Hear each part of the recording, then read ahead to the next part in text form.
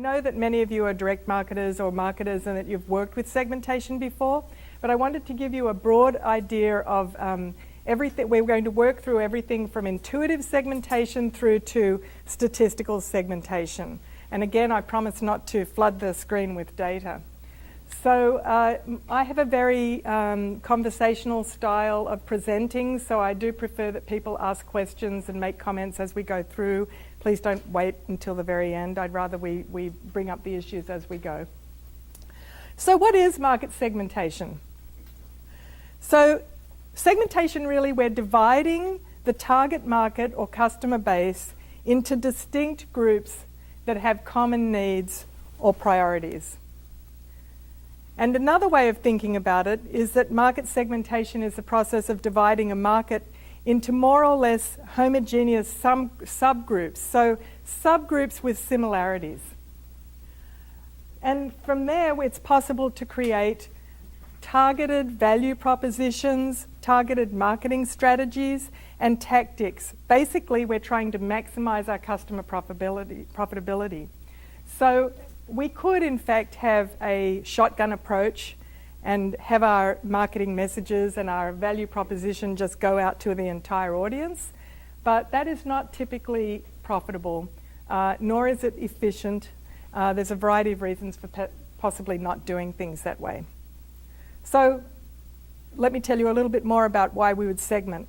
If you have a large mass market, and so any of those markets that your direct marketing campaigns are going out to, it may be that that mass market is just too broad and too general, and the cost of communicating with them as a mass is just too high, and that your most profitable customers may be missed because you're not targeting the messages to the most profitable groups.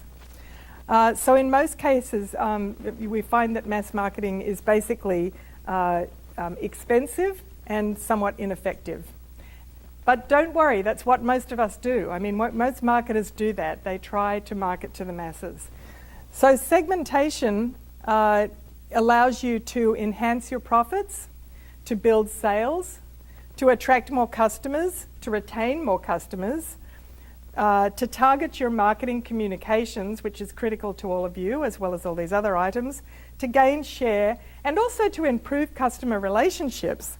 I mean, if you can talk to your customers and interact with your customers in a more targeted way, and have your messages resonate with how they behave, with and really be much more in tune with who those customers are and what they represent, then of course you're going to build better relationships and therefore build a stronger business. We're also, there's a lot of work, a lot out in the marketplace now and in the academic literature and so on about personalization. And I'm sure that you've all heard about personalization. It's kind of one of the new buzzwords in marketing these days. So we're operating in this new world of personalization, where customers are demanding more personalized messages and marketing campaigns and products and services. And personalization and segmentation are not to be confused. But so I wanted to make sure that you understood that personalization basically has to start with segmentation. So with personalization, what happens is the customers select or configure what is actually delivered to them. So it's hard to do. It requires a great deal of technology, but it can be done, and some of our larger companies are doing that. Segmentation, on the other hand, the brands, your companies, will tailor or selectively deliver information or tools to specific groups of customers. So if you want to do personalized marketing, you must have a good segmentation in place before you start getting into personalization. But in some ways, I mean, I have interviewed, prior to doing this talk, I interviewed some of the members of the Direct Marketing Association. And I did have one person tell me that he felt that segmentation was really a step towards personalization. It was a way of personalizing messages to your target audience.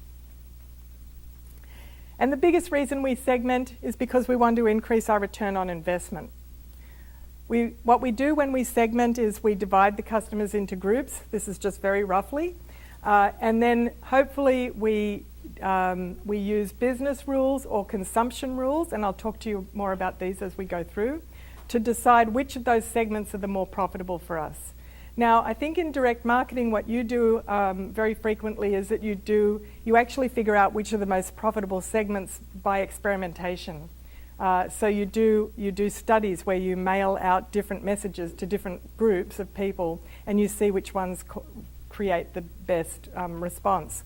But there are other ways of doing that too with these business rules and consumption rules that I'll talk to you as we go through. So what are our goals in segmentation? When we segment, and it doesn't matter what means we use for segment, whether it's an intuitive segmentation or whether it's a database segmentation, what we're trying to do is we're trying to identify groups that are big enough to be worth the effort. I mean, obviously, if we have 1,000 segments, we're getting really, no matter what the size of your business, it's getting very small and confusing. Most segmentations, to be really useful, just involve maybe somewhere between 3 to 6 segments would be ideal. But you want that group to be big enough to be worth the effort. So, for example, we did a segmentation study just recently, and there was one of the segments was only 5% of the market. And when we looked at the business rules and the consumption rules for that segment, they weren't contributing very much to the bottom line. So obviously that 5% is not really big enough for them to concentrate their efforts on. You want the segments to be identifiable. I mean, some people do. I have seen, or I just was recently exposed to, this amazing segmentation that had been done. It was a very sophisticated statistical segmentation. But it was completely useless to the client. And they literally, this client threw it on the desk in front of me and said, when you do the segment, we were called in to do another segmentation. When you do the next segmentation, make sure it doesn't look like this. Because we can't use these segments. We don't even know how to talk to them. So I can't give you any of the details of what the segments were all about, but there was no understanding amongst the stakeholders for that company as to who these segments were or what made them tick. They had this really fancy statistical segmentation that was completely useless and probably cost them a fortune. You want them to be measurable. You have to be able to measure how each of these segments perform. They need to be easy to reach, obviously. You've got to be able to reach these segments. So again, it's all very well having a fancy statistical segmentation of your audience, but if you can't reach them or figure out how to contact them, then the segmentation is useless. The segments need to be stable and not change quickly, of course, because if they're changing, then you can't keep up. You're going to have to change as well, right? You would have to be really nimble. So you want those segments to have stability. And you also want the segments to be responsive, of course. That's what you guys are all about. You need the segments to be responsive. So types of segmentation. Look, I'll just tell you up front, there's all kinds of types of segmentation.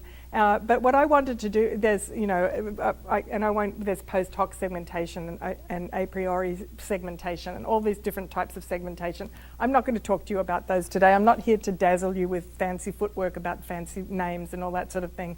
I want to give you the basics here of segmentation. So let's look at the types of segmentation from the Kirsty Nunez perspective.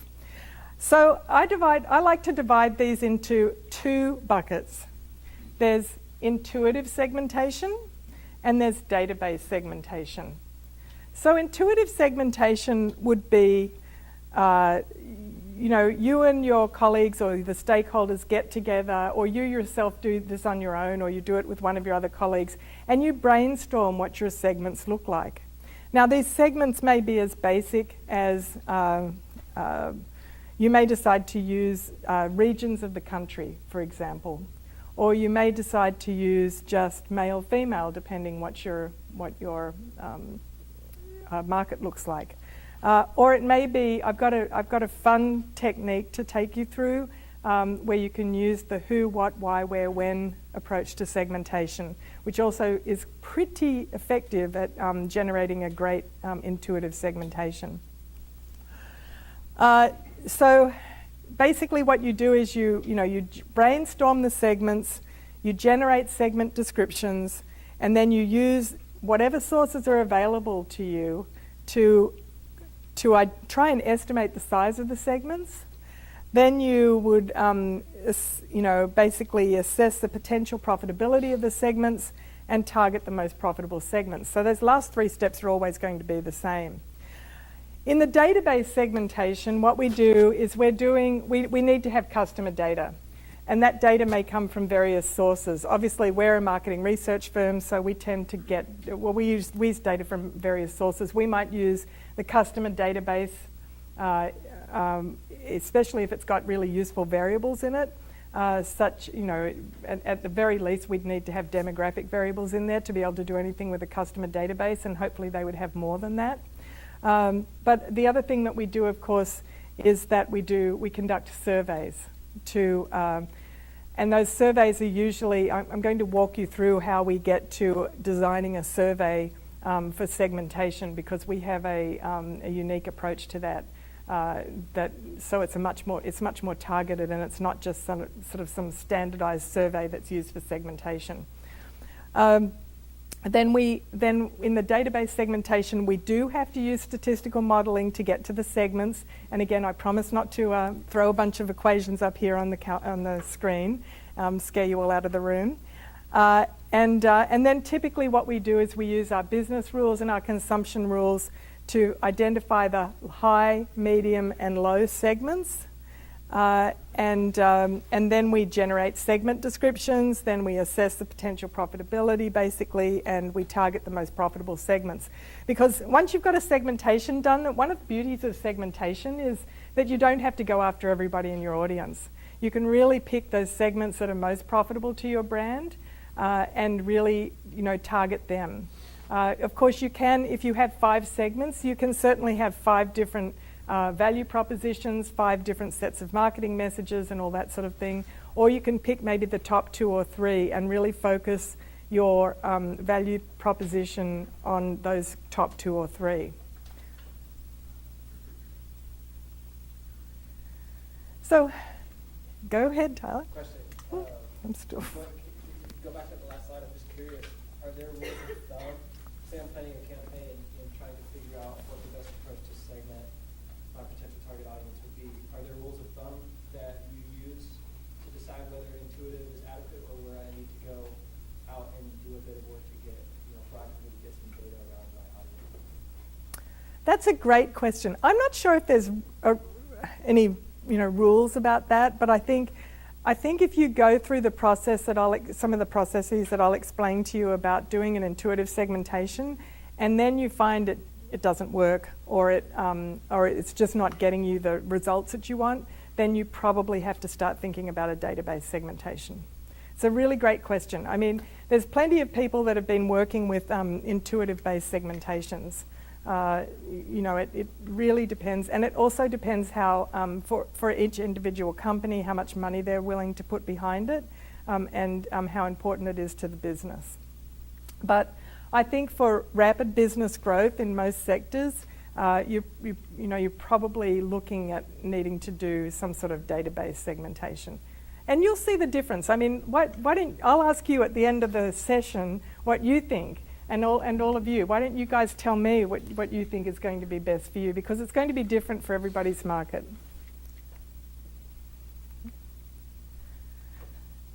We have a whole bunch of data that we can throw into a segmentation bucket, mix it all up, and then spit out the segmentation, right?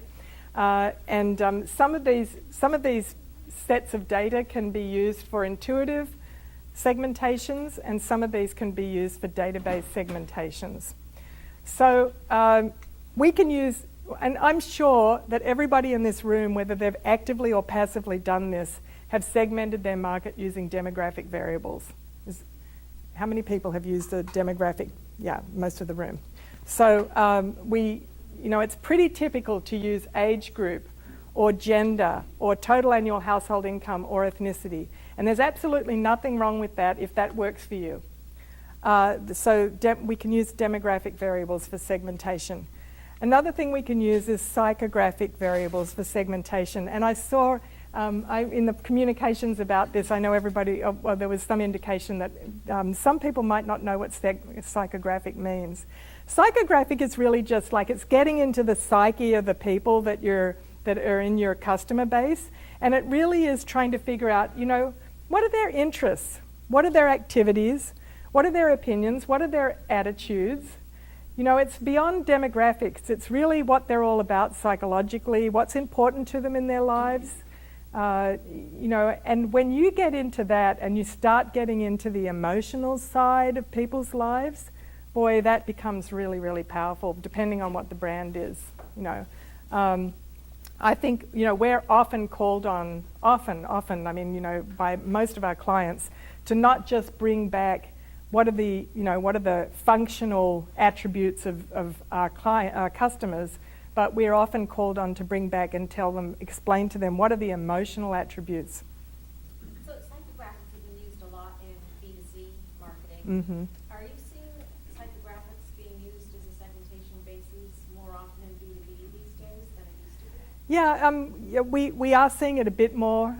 Yes, definitely. Obviously that's an excellent question too. Yes, I think but of course we're not then profiling the customer, we're profiling the companies and what they're all about, and yes, absolutely, excellent question. So,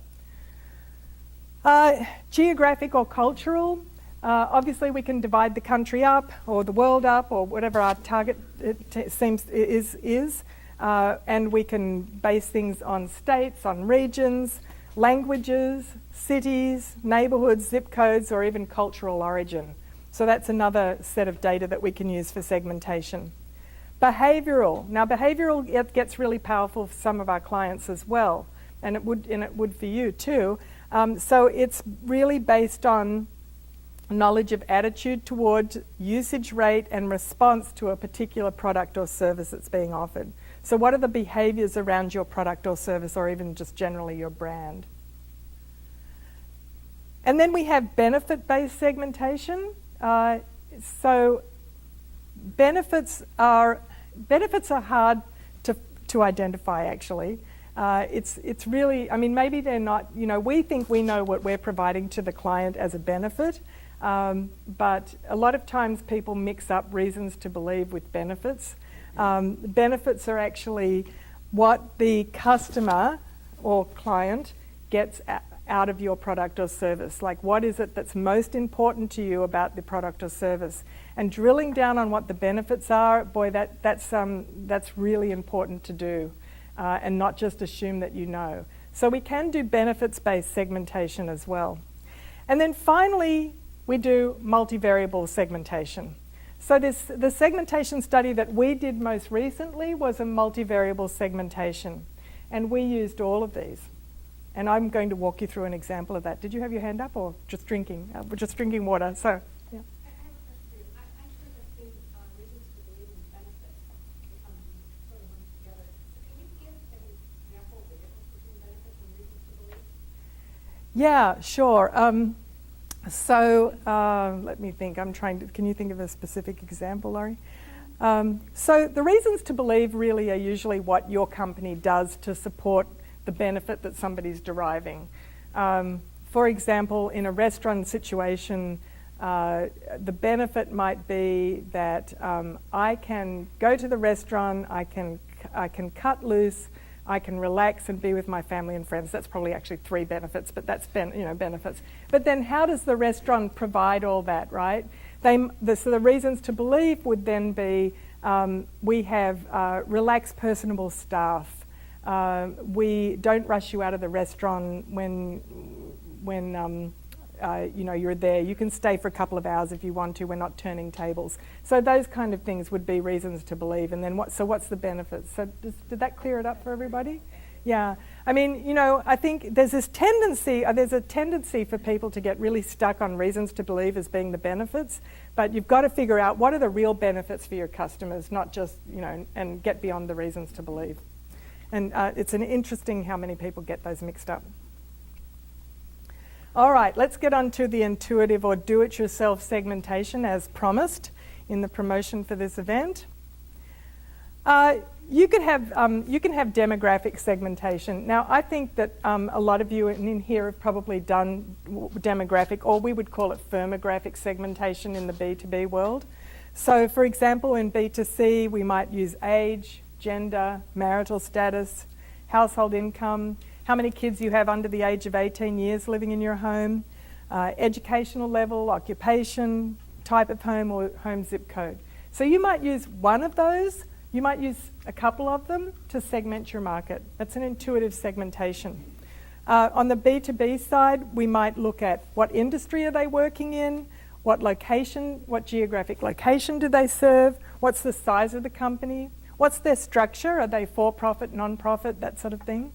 How do they perform? Like, so performance, how are they doing? Are they on an upward trajectory or a downward trajectory? What's their annual revenue and how many employees do they have?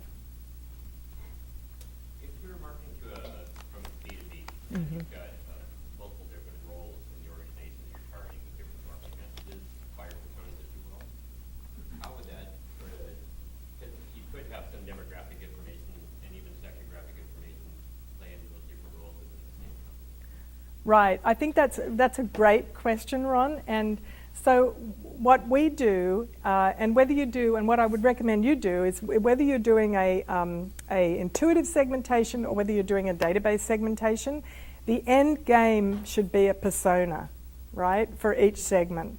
You want to have a nice description of each segment, and if you want to, you can put it up on the wall of your business with a photo of one or two people that represent that segment so that everybody knows what your segments are. So I think that end game of having the personas is really, really important.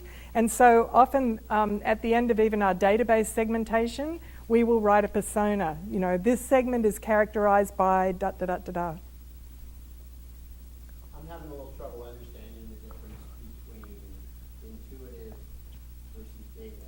In fact, that we've gone to demographic. It seems that all That's a good those point. areas that we're looking at right there need to either be supported by data, Sure. and the database segmentation, or need to be defined by somebody who has plenty of experience, so they don't need the research and the out of data to support their experience. So that's fair. I think that's really good. I think the way that I have differentiated between the two is that in intuitive segmentation, you don't need to do statistical modeling to get to your segments. What does that mean? Statistical modeling means doing multivariate statistical analysis so usually what we do in database segmentation is we literally take a whole bunch of these variables, right? And I'm going to walk you through how we do it. There's different ways of doing segmentation, but we figure out what are all the potential things that we could be segmenting your market on, and then we throw them into the big statistical bucket, and we do forms of factor analysis and then cluster analysis. So basically, every time what we're trying to do is we're trying to identify groups that behave in similar ways, if that makes sense, on some subset of all the variables that we throw into the bucket. So it's not. I think at the end of the presentation, I think you'll understand the difference. So what I'm thinking here in the intuitive segmentation is this is stuff that you can do in your office. I mean, you don't have to have a great big, statistical analysis, multivariate statistical analysis to figure out how these guys all group together. So another one, you could actually do a segmentation. Think about this as being desktop segmentation. What you can do at your own desk, what you can do with your colleagues at work. You could actually, if you know enough about your audience, and that's a pretty big caveat, right? You might be able to divide your audience based on interests or attitudes or behaviors or lifestyle or values or even personality traits. And geographic, of course. We might be able to segment using region, state, some sort of designated market area, county, zip code, country. There's all sorts of ways you can segment demographically. And I would hazard a guess that a lot of you are using some form of demographic or geographic segmentation in what you do every day. Maybe not the psychographic, which is a little bit more tricky to do without data analysis, but it can be done. And especially if you've got some qualitative data behind understanding your customer base. Okay, now I'm going to tell you about the who, what, why, where, when customer segmentation. And we have done this for, with Shell. We've done this with the San Diego Opera. We've done this with a bunch of different groups, and it really works, and it's kind of fun. And you guys can do this in your offices with your stakeholders. You could even do it on your own. So I'm not trying to shamelessly promote Q2 Insights here, but it was easiest for us to do the segmentation on our own business. So that's what I'm going to show you here. So with the who, what, why, where, when segmentation, this is a fun exercise, and we love to do this in kind of a workshop situation, right? So what we do is we get a group of people, like typically you'd get the stakeholders together, right? The stakeholders for the segmentation, or the stakeholders for the audience, or the marketing team, or maybe it's some combination of executives and so on. And so you divide up, say you've got, I don't know, we guess for ease, let's say we've got 20 people in the room, because that divides really nicely by 5. We've got 20 people in the room. We divide everybody into small groups of 4. And so group number 1 of 4, we're going to say you are going to work on who. Who are your customers? And then we're going to have another group, and you are going to work on what, and so on. So who, what, why, where, what. And I'll show you how this works out. So they have to answer the following questions depending on which group they're in. So the who group will work on who are our customers. And the what group will work on what are our customers looking for from us. The why group would work on why do they come to us for service in the first place. The where group works on where do our customers come from. And the when group works on when do they come to us for service. So the reason we're doing the who, what, why, where, when exercise is because we actually want to figure out, we're forcing the group to think about segmenting their market in a way that's different from just the traditional demographic or geographic segmentation. And so the end game here will be that the groups, the larger group of 20 people in our case here, will have to decide which one of these segmentations works best for them. So let's go on with our example here. So the rules, there are some rules that you have to apply to this exercise. Segments should not overlap in any way. So it doesn't matter whether you're in who, what, why, or when group, the segments should not overlap in any way. You want to shoot for about 3 to 6 segments. It's not going to be very useful if you just divide your customer base into 2 groups. You want to focus on the customer. So don't do this from the perspective of your business. Do it from the perspective of the customer. Put yourself in your customer's shoes and try and figure out what they're thinking or why they're coming to you for business. Remember that the segments have to be identifiable if you want to use this intuitive-based segmentation. And also, you have to be able to target these segments with your communications, right? That's critical. So, Q2 Insights, who are our customers? I mean, we probably have more customers than this, but this is kind of a big start. And we've already broken one rule, and that is, we're supposed to have 3 to 6 segments, and here I've put up 7 here. So naughty, but we've got. So, if we think about who our customers might be, so there's advertising agencies, marketing and PR firms, healthcare and biotech, which is rather a large bucket, of course, but we're trying to get it down to 3 to 6. High tech, financial institutions, utilities, oil and gas, and maybe restaurants. So that's just one way of dividing up our market. So that's who are our customers. What do they seek from us? So broadly, in our world, customers might come to us, or clients might come to us for, the basic attitude and usage studies. They might come to us for brand strategy and positioning. We don't actually do the positioning and the brand strategy. We do the research behind the brand strategy and positioning. So they come to us for assistance with that background work. Advertising research, they might come for new product development, or there might be specific needs such as, segmentation or pricing or customer satisfaction work. So that's what.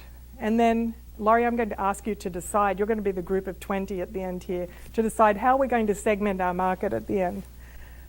Or you guys can all work on that. You can tell us how we should be segmenting our market. So why do customers come to us? Why do clients come to us? They have a specific business problem or challenge. Maybe they're a new brand and they need to get kicked off and they need the research behind that. Maybe they want to rebrand or reposition their brand. They've got a new product or service they're about to launch. There's some change in the competition. Some new competitors come in, or there's been a really huge shift in the competitive stance. They might be expanding their markets, or they may be acquiring or being acquired. So there's lots of different reasons. And then where do customers come from? This was, I guess, a little bit of a cop-out, but local, regional, national, international, I don't know. You know, I'm sure we could do a better job of dividing that up if I really had 20 people working on this. And when do they come to us? Well, some people come to us at the last minute and they need it done yesterday. Some people come with a month or two advance notice of when they actually need their data. And some people are really big planners and they just come to us months in advance. So if you were us, the question now when we get back to the plenary session of the 20 people would be, which of these would you use? So, do you want to throw one out, Laurie? Let's start with who. Who, okay. Who's a pretty easy one. So now what we would do, and if you want to get even deeper and start building the personas, so what you would then do is you would take each of the who groups, you'd divide up those 20 people again. So let's just go back to who just for convenience. So this is who. So we still have the 20 people in the workshop. And now we say, okay, we are now going to divide into 7 groups. So we really need 21 people in the room. 7 groups of 3 each. And each of you are going to take one of these. And each of the groups are going to take one of these. And you are going to apply the what, why, where, when to each of these groups, right? And then that way we build a persona. So utilities, we'd ask, what do utilities seek from us? Why do utilities come to us for service? Where do those utility customers come from? And when do those utility customers come to us? There's probably going to be some overlap, but it's a good way of getting just a little bit deeper. But you can stop at the who, what, why, where, when. You don't actually have to dig deeper if you don't want to. So is that exercise useful to anybody? See some heads nodding. I'm glad that's useful. We really have found that useful. I mean, it really has helped us. Helped our clients start to think about how they segment their markets, how they should be segmenting their markets.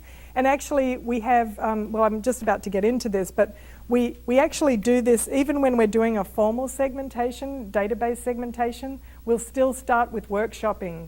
Where we'll do some exercises like this to try and get it to intuitive segmentation. One here and then here. Go ahead.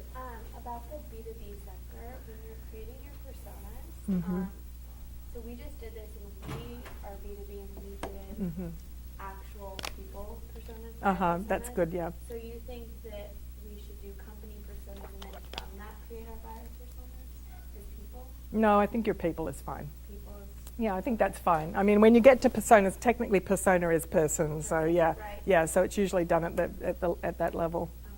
Yeah, I mean, there's no right or wrong way of doing a persona or doing a description of your customer base. Segmentation is about dividing it up. As long as the bottom line is, it has to be useful. It has to be that when that person walks in the room, or send you an email, that you know what segment they fit into. It has to be that, segmentation has to be so intuitive that everybody gets it, and they're not saying, "Hey, Kirsty, what's segment 2 about again?" I don't, you really need it to be intuitive. So it looks like what we're doing on intuitive segmentation really is building our own data. Correct. Yeah. In order to communicate and get feedback. That's well. What you're doing is you are developing segments, because at the end of the day, what you want to be able to do is possibly have a different value proposition for each of those segments, but even if you just have the same value proposition for all your segments, hopefully that value proposition will be built on your most profitable segments, firstly. And then secondly, with the segments, what you really want to do, and this is where the profitability comes in, what you really want to do is hone your messaging, your marketing and communications to each individual segment, especially the more profitable ones. So we can have a shotgun approach where we just send out that, I could send out the same message to all of you about Q2 Insights. You know, this is the same message about Q2 Insights, but it probably wouldn't work as well as if I divided you all into, say, 4 groups, and you know, each of you were in a different segment, and I had fine-tuned the message to each of you separately, because then we're going to get more responsiveness and hopefully more purchases. Anybody have anything to add to that? How did I do on that explanation? Great. So it's really important on your segmentation that the stakeholders, whoever they are within your organization, whether they're your board, whether they're your marketing team, whether it's your CEO, whoever it is, it's really important that people agree on the best approach to segmentation. There really, as I said, there could be further fleshing out of the segments, and then eventually with the end game of trying to build those personas. So let's get into a database segmentation. So look, I'll be really honest with you, there are lots and lots of different ways of doing a database segmentation. I'm just giving you one example here of how we like to do it. And we don't plunge right into, you know, building a questionnaire and then doing the segmentation analysis. We like to really hedge our bets. So we actually start with stakeholder workshops typically. And what we try to do is, you know, we do the who, what, why, where, when exercise is not the only exercise that we use, but we'll use exercises like that to start to build some hypotheses about what the segments might look like and what the segment variables could be. Like, what are the attributes that we should be throwing into our survey, our segmentation study. It's quite interesting, and this is a complete aside, but I'll share this with you anyway.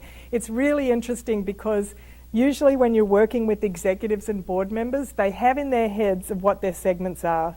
You know, they've got intuitive segmentation, right? They've segmented their market intuitively. That segmentation may work and it may not work, and typically by the time we're brought in, it's obviously not working, right? So it's an interesting exercise to get them to of course it's a learning exercise for us because we have to start building hypotheses about what the segment variables are and what the segments look like. But it's also a learning opportunity for our client because they often, when the end game comes back, they see how far we've gone, you know, how far we've come from this intuitive segmentation to actually, okay, this segmentation makes sense and we see where that came from. So we start with workshops. Then we often will go and do qualitative research. A lot of times it'll be depth interviews as opposed to focus groups, but you could do it either way. But we actually go and do depth interviews or focus groups, but qualitative research actually with the customers. And we like to talk. We like to talk to loyal customers and lapsed customers and potential customers to really try and hone our hypotheses about what the segments might look like and what the segmentation variables could be. Now, I will share with you that a lot of times you're getting so much data, it is actually pretty difficult from a qualitative perspective to figure out what the segments are. So that's why we go typically to the next step. So the next step is we take all that data, we take all the data from the workshopping and everything we've learned from the stakeholders, we take all the data from what we've learned about the customers, and we use, remember those variables we were talking about before? We talked about demographic, psychographic, geographic, behavioral. We take what is most relevant to the customer from all those data points that we could potentially put on a survey. And we don't just throw it all in there because that's just a waste of time. I mean, you'd have a survey that was took hours and hours to administer. We have been, in the first 2 steps of this process, we've been really honing what we think are the most important criteria to be segmenting the market on. So typically we take whatever variables we think are most important. For example, it might be personality variables, there might be behavioral variables, there might be some demographic variables, there might be some geographic variables, and we build a whole series of questions in a survey. And they're often scaled questions, especially when we're dealing with behaviours or personality types and things like that.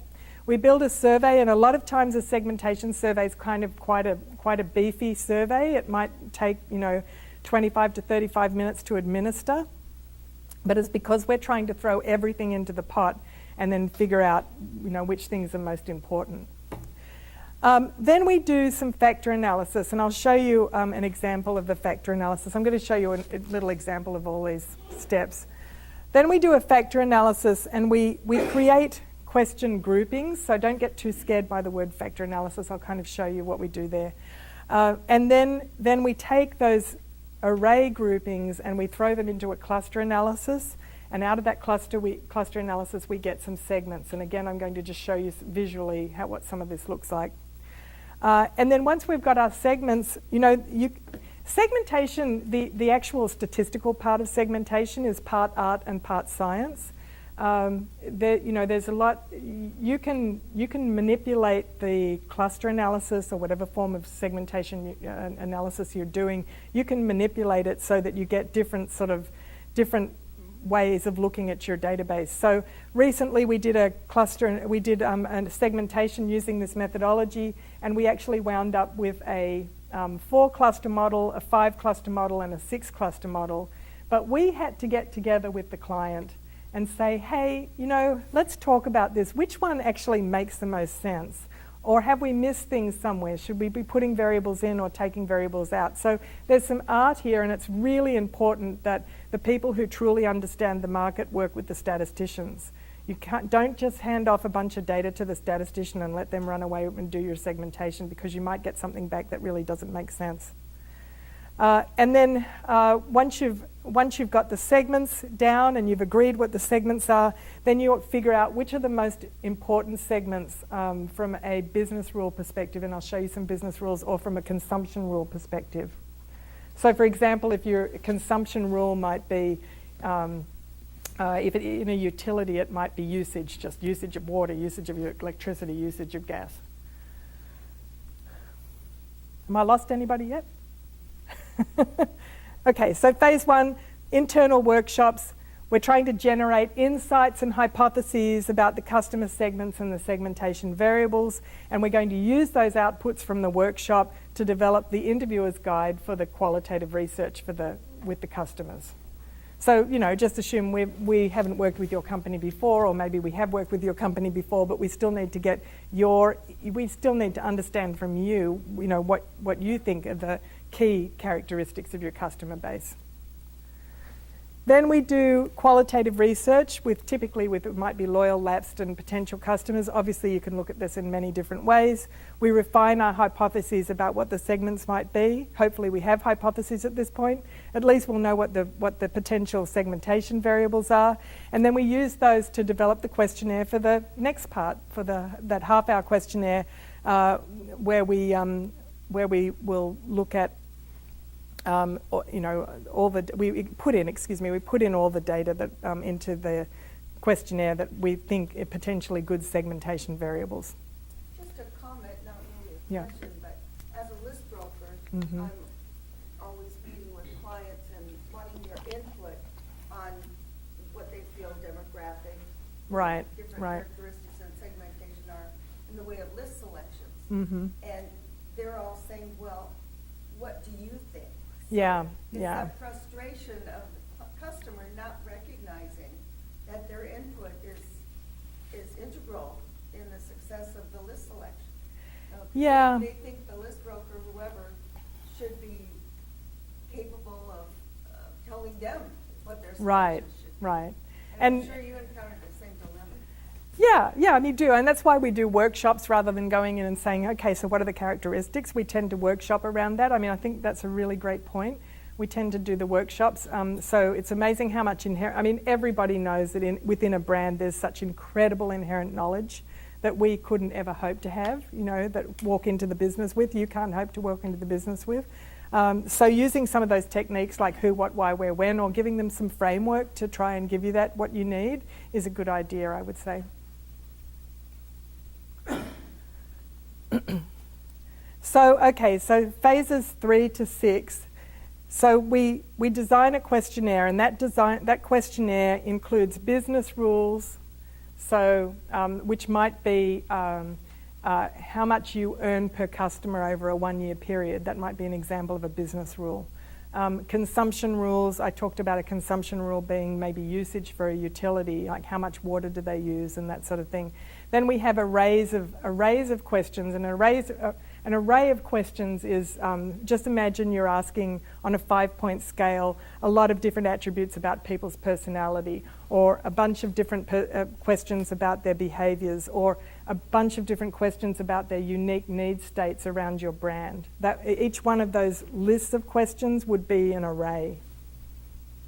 So we design this questionnaire, and then we run a factor analysis on each one of those question arrays. And I've got a nice little example for you here. And the thing is that people's responses can be grouped together in each array. And I'll show you the example to bring this to life. Then we take those groupings and then we do a cluster analysis to actually form our segments. So let me show you how this all comes to life. And then once we've got our segments, we flesh them out. We might do other statistical analysis, and then we begin to build those personas and so on. Oh, look, I've got business rule examples and consumption rule examples right there, sorry.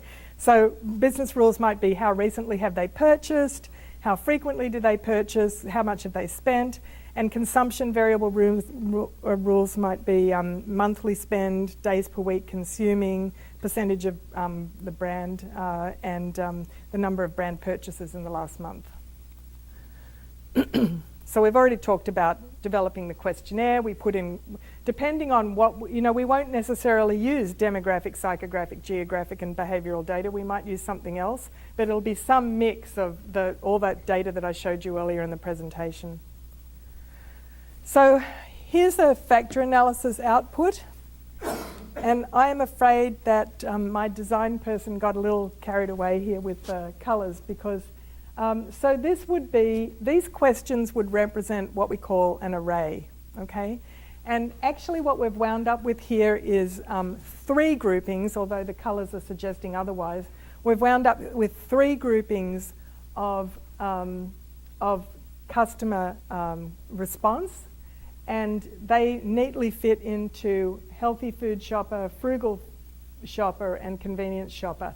Now, please don't get put off by this data, but basically these are coefficients basically, and the higher the coefficients, so these 3 data points here are what allowed us to understand that this group got grouped into the grouping that we called the convenience shopper. We have a second group here which starts with 0.54, 72, 69 and 55. I apologise for the colours, but that group fits into frugal shopper, and then the other group fits into healthy food shopper. So what we're trying to do is now we've got this great understanding of how potentially people are, or what potentially we could be using as our data to segment our customer base, and now we're trying to distill that down a little bit before we actually do the segmentation. Some people will actually do their segmentation based on factor analysis, and they'll just stop here. But in the example that I'm talking about, we would have maybe 10 to 20 question arrays, and we would distill each of those question arrays down to establish these groupings. So healthy shopper, for example, these people buying healthy food is more important to me than buying what's on sale. I am willing to give up convenience in order to eat healthier foods. I will prepare a healthier meal if it means more effort than a less healthy option. And then the frugal shopper, let's see. Oh, excuse me. And then also the healthy shopper is they use a shopping list to make sure that they have healthier food choices. So for the frugal shopper, those people, they use coupons for the majority of food items that they buy. They're using a shopping list that ensures they stay on budget, and they always buy what's on sale. So you kind of get the point. This is, people are grouped statistically. Whoops, I went backwards, sorry. Phase 4, so that's sample output from phase 4. Then, now next, in phase 5, we are going to, let me just go to this. Oh, okay. So as I explained to you, it's, segmentation is art and science. And so in phase 5, we take those groupings that we've come up with, so an example being the frugal shopper, the healthy shopper, and so on.